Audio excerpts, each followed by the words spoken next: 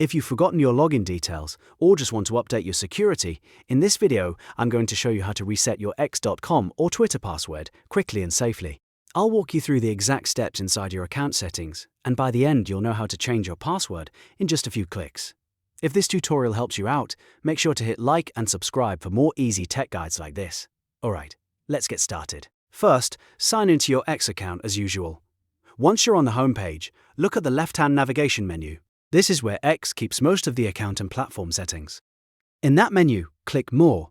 If you don't see it right away, it may be hidden behind the lower part of the sidebar, so take a moment to locate it. After you click More, a new menu will appear with additional options. From there, select Settings and Privacy. This is the section where you can manage your account, privacy controls, and security settings. Once the Settings page opens, look for the option called Your Account, then click it. Inside that menu, you'll see the option to change your password. Now click Change Your Password, and X will ask you to verify your identity by entering your current password. Type your current password carefully into the first field. After that, enter your new password twice in the next two boxes. Make sure your new password is strong, unique, and something you can remember securely. A good password should include a mix of letters, numbers, and symbols whenever possible. Once you've entered everything correctly, click Save. X will now update your password and apply the change to your account.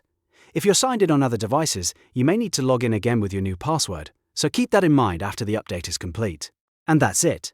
You've successfully reset your x.com or Twitter password.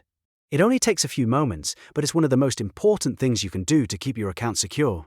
If this video helped you, don't forget to like, subscribe, and turn on notifications so you don't miss the next tutorial. Thanks for watching, and I'll see you in the next one.